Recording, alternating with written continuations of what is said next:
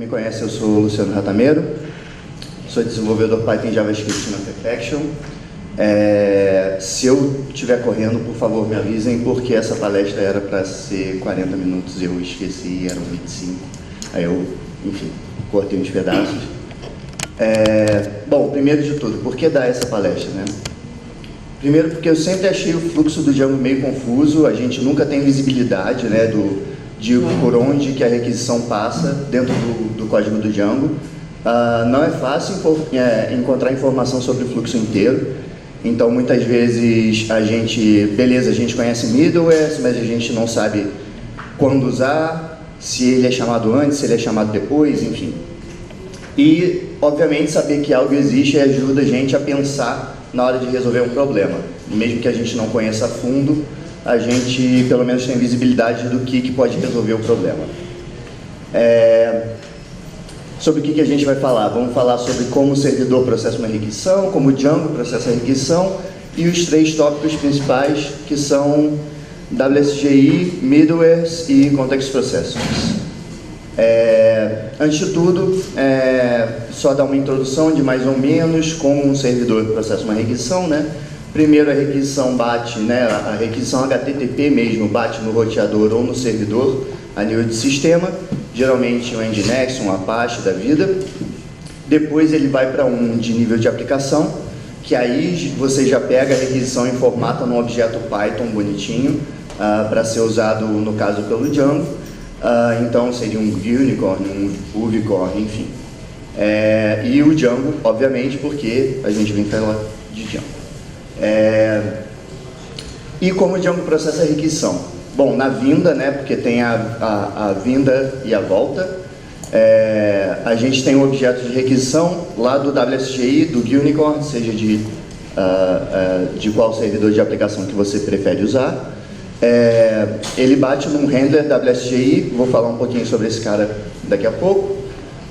Depois ele bate nos middlewares, e ele bate nos middlewares em camadas, então se você tiver 3, por exemplo, ele bate no primeiro, depois no segundo, depois no terceiro, e aí sim ele bate nas suas views.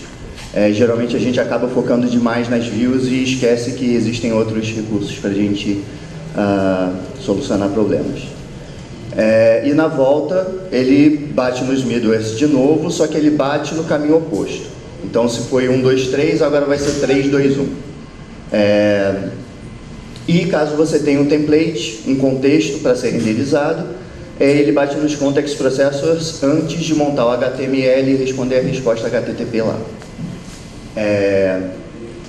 Então o primeiro lugar que a requisição bate, é um dos lugares mais interessantes que o pessoal acaba até esquecendo que existe, é no render WSGI. Quando você cria lá seu projeto, né, da Start Project, lá no Django Admin, né, Django Admin Start Project, com o nome do projeto, ele cria um arquivo WSGI lá, que ninguém nunca sequer mexe, nem olha, mas esse cara é importante pra gente em casos muito específicos, mas é a melhor solução para esses casos. Bom, mas o que é WSGI, né? Web Server Gateway Interface, não precisa decorar esse nome porque até agora eu não decorei. É o padrão de objetos para objetos objetos Python para lidar com HTTP. Exatamente porque você pode ter um Flash, você pode ter um Sunny, você pode ter enfim, não importa seu framework, na hora que você recebe uma requisição, ele vai esperar um objeto padronizado, que é esse padrão WSGI, né? Então, você sempre vai saber como lidar com requisições em Python, porque isso é padronizado. Então, isso ajuda bastante. Enfim, ele serve para casos muito específicos, né? Essa camada, né? Essa primeira camada, na qual a requisição bate, serve para casos muito específicos, por conta dele ser um passo anterior a ele entrar dentro do Django. Então a gente tem um objeto praticamente cru com a requisição HTTP lá dentro. Um exemplo, espero que seja tranquilo de ler, eu criei esse exemplozinho besta, que é uma classe com uma classe chamável. porque poderia ser uma função, mas enfim, eu preferi fazer uma classe. Ela recebe um start response, que é uma função que é passada pelo próprio servidor de aplicação, então é passado pelo próprio GUniform, caso você esteja usando. Aqui a única coisa que eu estou fazendo é pegando o path, ou seja, pegando a URL, né, o destino que o cara pediu lá na requisição, verificando se, sei lá, eu permiti que essa rota bata no Django em vez de bater em outro lugar. Então, aqui eu estou pegando o path, vejo se essa é uma função, obviamente, que eu não coloquei, mas enfim. Vejo se, faço uma avaliação sobre essa URL, vejo se é uma URL que eu quero tratar com Django. Se sim, eu chamo o próprio render WSGI que o Django já te provê.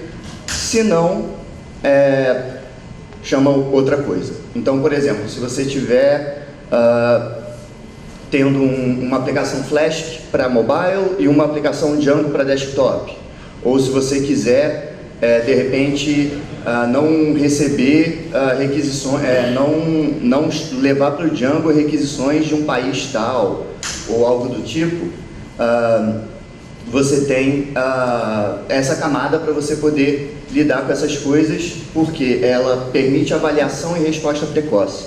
Ela nem bate no Django, então evita processamento desnecessário. Muitas vezes você acaba tratando coisas no middleware ou tratando coisas na view que já custaram um bocado porque passou por dentro do código do Django. Então aqui você pode interromper logo no início, é praticamente zero a perda de performance que você tem. E ele também te dá todos os recursos mais brutos da requisição. Então, tipo, vai estar a requisição HTTP inteira lá na sua mão. Não vai estar formatada bonitinha como a gente está acostumado no objeto de request do Python, mas pelo menos você vai ter todos os recursos na mão caso você queira avaliar. Nada é limpo nessa camada. Bom, depois da requisição bater no WSGI, ele bate numa série de camadas do Django, incluindo camadas de segurança, enfim, que eu não vou dizer muito, porque não tem como a gente interferir muito nessas partes. Mas, eu esqueci de dizer, para modificar o render WSGI lá na aplicação Django, ele já tem uma chave lá, WSGI Application. Na hora que você cria o projeto, essa chave já está lá. Então é só você criar um módulo seu, criar um arquivo seu, .py lá, e botar o caminho dele. Isso se você não quiser alterar diretamente o WSGI.py que ele já te dá. Então é bem de boa de mudar. Mas enfim, vamos falar sobre middlewares. Logo depois do WSGI, ele passa por uma camada do Django, mas antes das suas views, ele oferece uma janela para que você possa interferir no fluxo de requisição também.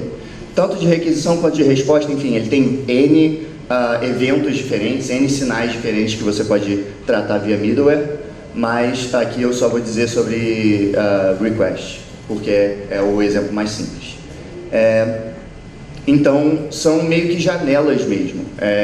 Você pode colocar um código arbitrário antes ou depois da sua view ser chamada, ou antes ou depois de um evento ser chamado. Os middlewares são um bom exemplo de middleware, é um próprio middleware de autenticação do Django, que é habilitado por padrão. Ele tem uma funçãozinha que pega o usuário, seja do banco ou seja do cache, enfim. E vocês veem aqui que tem um Def Process Request aqui.